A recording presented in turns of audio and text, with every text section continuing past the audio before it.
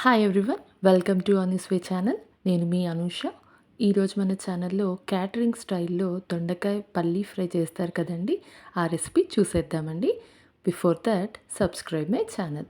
So రెసిపీలో first దొండకాయలను ఇలా తీసుకోవాలండి. నేను వాష్ చేసి నీట్గా తొడిమలను తీసేసానండి. 1 kg దొండకాయలను తీసుకున్నానండి.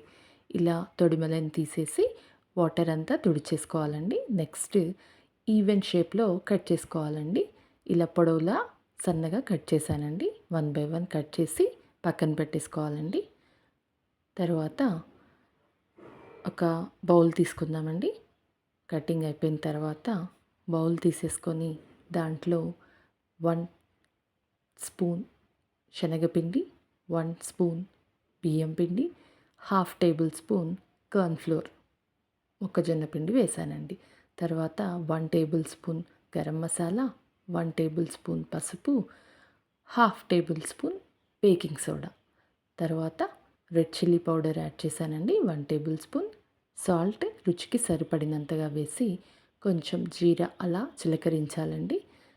దాన్ని ఈ విధంగా కలుపుకొని మనం ఇందాక కట్ చేసి పెట్టుకున్నటువంటి దొండకాయ ముక్కలు ఉన్నాయి కదండి, వాటిని దీంట్లో యాడ్ చేసేయాలి. ఇలా యాడ్ చేసిన తర్వాత వాటర్ తీసుకోవాలండి.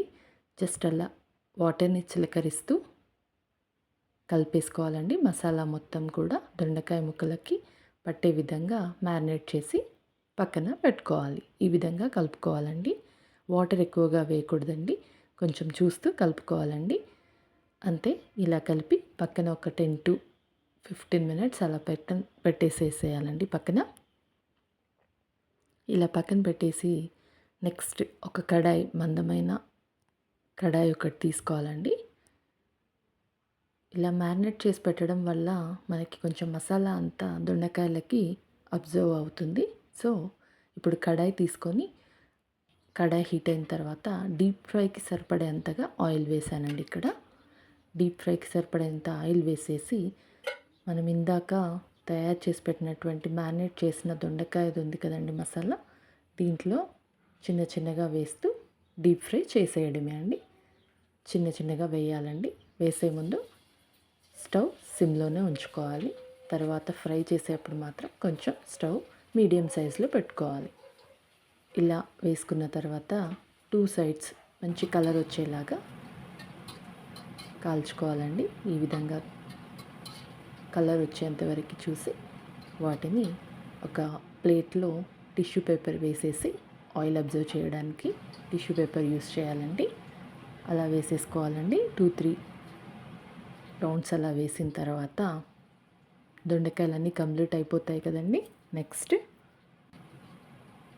2 sides మంచిగా కాల్చేయాలండి. ఈ విధంగా కాల్చుకుంటే ఏంటంటే క్రిస్పీనెస్ వస్తుంది, కలర్ కూడా బాగా కనపడుతుంది. డీప్ ఫ్రై చేయాలి కంపల్సరీగా.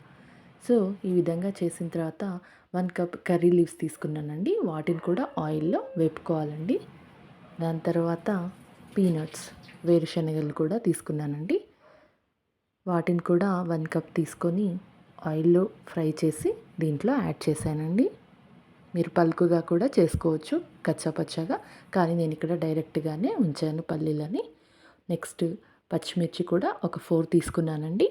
వాటిని కూడా ఆయిల్లో డీప్ ఫ్రై చేసేసి అలా డీప్ ఫ్రై చేసేసుకొని పక్కన ప్లేట్లో వేసేసానండి. ఇలా చేసిన తర్వాత కొన్ని ఆనియన్స్ కూడా వేపుకోవాలండి.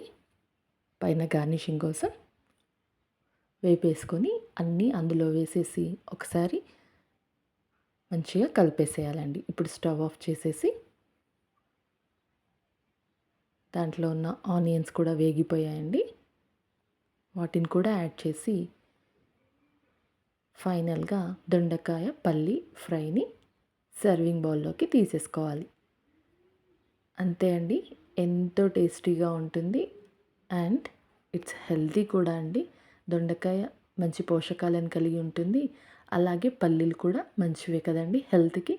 సో ఒకసారి ట్రై చేయండి క్యాటరింగ్ స్టైల్ దొండకాయ పల్లి వేపుడు. నచ్చితే ఈరోజే ట్రై చేయండి. అలాగే ఇలాంటి వీడియోస్ కోసం సబ్స్క్రైబ్ చేయండి అనూస్ వే కుకింగ్ వే. ఓకేనా అండి? Thank you.